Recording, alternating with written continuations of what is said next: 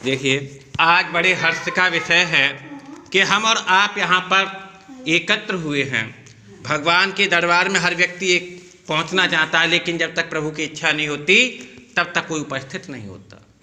जिस तरह से आज आप और हम यहाँ पर बैठे हैं, उसी तरह से एक समय नैमिषारण्य आश्रम में 88,000 ऋषि लोग बैठ कर के आपस में विचार कर रहे थे कि कराल कलयुग आ चुका है, तो मनुष्य अत्यंत पापी होगा, फिर उसका उद्धार कैसे होगा।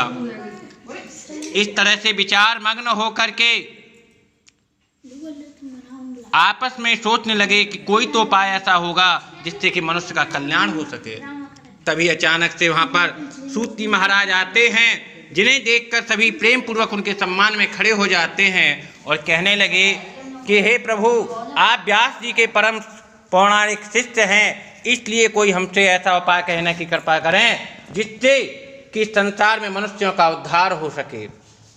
तब सूत जी महाराज कहने लगे कि आपने संसार के कल्याण के लिए अति उत्तम बात पूछी है, इससे निश्चित ही मनुष्यों का कल्याण होगा। लेकिन यही प्रश्न एक समय नारद मुनि से भगवान विष्णु से कथन किया था, और भगवान विष्णु ने जैसे नारद मुनि के पूछने पर कथन किया, वैसा ही मैं आपके समस्त कथन करूंगा, लेकिन पहले संध्या वंदन कर लूं। क्योंकि कहा गया है, जो उठ प्रात नहात नहीं, दिन सात चले यही विधि जाको, अक्ष की माल न भाल विभूति, देति जुवर दे सदा सविता को, संध्या विंदी करत नहीं जो, दिन तीन न ध्यान धरय उमा को, द्विजराज तजयति काज भजय, गणयति ब्राह्मण शूद्र प्रथा को। कहने का तात्पर्य यह है कि जो प्रातः काल नित्य क्रिया करने के बाद में स्नान आदि नहीं करता है, एक दो दिन की बात अलग है, अगर उसका शरीर स्वस्थ नहीं है, लेकिन जिसके 7 दिन ऐसे ही बीत जाए, जो अपने मस्तक पर तिलक नहीं लगाता, गले में तुलसी माला को धारण नहीं करता, जो सूर्य के लिए अर्घ नहीं देता, और 3 दिन बीत जाने पर भी माँ भगवती का ध्यान नहीं करता, वह चाहे ब्राह्मण ही क्यों ना हो, एक शूद्र के समान होता है। तब संध्या वंदन करने के पश्चात सूत जी महाराज कहने लगे कि हे ऋषियों, अब ध्यान देकर दत्त चित्त होकर के मेरी बातों को सुनो। यदि तुम्हारा ध्यान कहीं और होगा तो ना तो मेरे उपदेश से तुम्हें ही कोई लाभ होगा और न मेरे कहने का तात्पर्य सिद्ध होगा। क्योंकि एक साध है सब सध है, सब साध है सब जाए, पानी देवे मूल को, फूले फलें अघाय, खेती करे बड़िज को धावे, दो में एक हास न आवे। इस तरह से जब सूत जी महाराज कहने लगे तो समस्त ऋषि लोग प्रसन्न चित्त होकर के और एकाग्र मन से भगवान के गुणगान कथा को सुनने लगे। सूत जी महाराज कहते हैं कि हे ऋषियों, एक समय परोपकार की इच्छा से नाना लोकों में घूमते हुए नारद मुनि मृत्यु लोक में आए। यहाँ आकर उन्होंने देखा कि संसार के समस्त जीव भांत भांत की योनियों में जन्म लेकर पाप कर्म में लीन हैं और अनेक दुखों को भोग रहे हैं। तब उन्हें दुखी देख करके नारद जी के हृदय में अत्यंत दया भाव उत्पन्न हुआ और मन में कुछ खिन्नता लिए हुए वह तुरंत ही भगवान विष्णु के परम धाम वैकुंठ को गए, जहाँ पर उन्होंने भगवान को शेषनाग की सैया पर विराजमान होते हुए क्रमशः उनके हाथ में चक्र, शंख, पद्म और गदा को सुशोभित होते हुए पाया और गले में बनमाला पड़े ही देखे। ऐसे सुशोभित भगवान को देखकर श्री नारद जी स्तुति करने लगे। तब श्री विष्णु भगवान कहने लगे कि हे नारद, तुम इस समय वैकुंठ में किस लिए आए हो और तुम्हारे आने का उद्देश्य क्या है, वह सब मुझसे कहो। देखिए, बनमाला में भी क्या होता है। बनमाला में सबसे पहले तो होती है तुलसी, बनमाला में होते हैं कुंद के फूल, जिसे जनरली लोग कहते हैं कि 10 बजे खिलता। बनमाला में होता है पारिजात, जिसे अपने लोग हरसिंगार कहते हैं।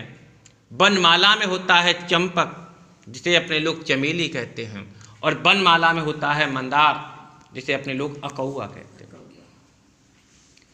इस तरह से जो माला सुशोभित होती है वो भगवान को इतनी अधिक प्रिय है कि सूख जाने पर भी अपने गले से नहीं उतारते। यही कारण है कि तुलसी सूख जाने पर भी पूजा में ले ली जाती है और भूमि पर गिरी हुई भी पूजा में ले ली जाती है, क्योंकि रविवार के दिन तुलसी को कभी तोड़ा नहीं जाता, तो जमीन पे जो पड़े हुए पत्ते होते हैं उसी से उसका पूजन किया जाता है। ना एकादशी को तोड़ा जाता है, एकादशी और इतवार को तो तुलसी को बिल्कुल तोड़ते ही नहीं है। और कुछ लोग क्या करते हैं कि तुलसी के पत्ते तोड़ते हैं, कभी भी तुलसी के पत्ते नहीं तोड़ने चाहिए, पूरा तुलसी दल सहित तोड़ना चाहिए। तुलसी दल जो मंजरी सहित होती है, अच्छा मंजरी सहित है, क्योंकि तुलसी के जो पत्तों को तोड़ता है तो जिस तरह से तुलसी के पत्ते को तोड़ता है उसी तरह से उसके वंश का नाश होने लगता है। और जो मंजरी सहित जो तोड़ता है तो उससे तुलसी हमेशा प्रसन्न होती है कि तूने मेरे शीर्ष भाग को भगवान के लिए समर्पण किया। इस तरह से जब नारद जी की स्थिति सुनकर भगवान कहने लगे कि हे नारद, तुम वैकुंठ में इसलिए क्यों आए हो और तुम्हारे आने का क्या प्रयोजन है। तब नारद जी कहने लगी कि हे प्रभु, मैं इस समय मृत्युलोक से आ रहा हूँ और वहाँ पे समस्त जीव अनेक दुखों से पीड़ित हैं। किसी को खाने के लिए भोजन नहीं है, तो किसी को पहनने के लिए वस्त्र नहीं है, किसी को पीने के लिए शुद्ध जल नहीं है, तो किसी को इन तीनों में से कुछ भी नहीं। ऐसे दुखी जनों को देखकर मैं उनके उद्धार के लिए आज से कोई उपाय पूछने के हेतु आया हूँ। यदि इसका कोई उपाय हो तो मुझसे कहिए। तब श्री भगवान विष्णु कहने लगी कि हे नारद, तुमने संसार के कल्याण के लिए अति उत्तम बात पूछी है, लेकिन तुम व्यर्थ ही चिंता करते हो, क्योंकि ये समस्त जीव मेरे ही द्वारा प्रकट किए हुए हैं, इसलिए इनकी चिंता मैं स्वयं भी करता हूँ। क्योंकि इन समस्त जीवों में मुझे मनुष्य अत्यंत प्रिय है, मनुष्यों में भी ब्राह्मण अत्यंत प्रिय हैं, और ब्राह्मणों में भी वह ब्राह्मण अधिक प्रिय हैं जो नीति और श्रुति यज्ञ आदि पर चलते हैं। ऐसे लेकिन तुमने जो संसार के उद्देश्य के हेतु उपाय मुझसे पूछा है, तो हे नारद, तुम्हारी स्नेह बस तुमसे कहता हूं, सुनो। इस समस्त त्रिलोकी में एक अत्यंत दुर्लभ और मनवांछित फल देने वाला एक बहुत ही सरल उपाय है, वो है भगवान सत्यनारायण का पूजन और कथा श्रवण। जो मनुष्य सच्चे मन से और भक्ति भाव से इस पूजन को करता है वह निश्चित ही अंत में मोक्ष पद को प्राप्त होता है, और जब तक संसार में रहता है सुख का भोग करता है। तब नारद जी कहने लगे कि हे प्रभु, इसके करने की क्या विधि है, कब करना चाहिए और कैसे करना चाहिए। तब श्री भगवान विष्णु कहने लगी कि हे नारद, सायंकाल के समय ब्राह्मण को बुलाकर ब्राह्मण एवं पुस्तक का पूजन कर अपने भाई बंधुओं को एकत्र कर श्रद्धा भाव से भगवान का पूजन करें। पूजन सामग्री में केले की फली, शक्कर, घी, दूध, गेहूं का आटा लें। गेहूं के आटे के अभाव में साठी का ही आटा ले लें, और अगर कुछ ना हो तो गुड़ ही ले लेना चाहिए, लेकिन समस्त प्रसाद भक्ति भाव से सवाया लेकर भगवान को अर्पण करें और भगवान की पूजन को बड़ी प्रसन्नता के साथ सुनें। और जब घर जाने लगें तो भगवान का प्रसाद लेते हुए उनका गुणगान करते हुए जाएं, और रात्रि में कीर्तन भजन आदि नाच गाना आदि करें। जो मनुष्य ऐसा करता है वो निश्चित ही इस संसार से सुख भोग कर अंत में मेरे परम धाम वैकुंठ को आता है। देखिए, इसमें शब्द आए नाच गाना बजाना। कभी कभी क्या होता है कि हमारी माताएं बहनें अचानक से कहीं कथा भागवत होती है तो नृत्य करने लगती हैं।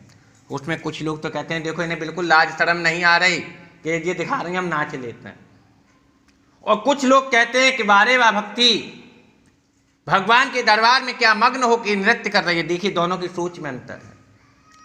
एक को भगवान की भक्ति दिख रही है और एक को केवल नाच गाना लंपट स्वभाव दिख रहा है। लेकिन जो भगवान के लिए जैसा भजता है वैसा इसको फल प्राप्त होता है। इस तरह से भगवान के महात्म को आपसे कहा, अब आगे क्या कहूँ, ऐसा करके सूत जी महाराज चुप हो गए। बोले श्री सत्यनारायण भगवान की।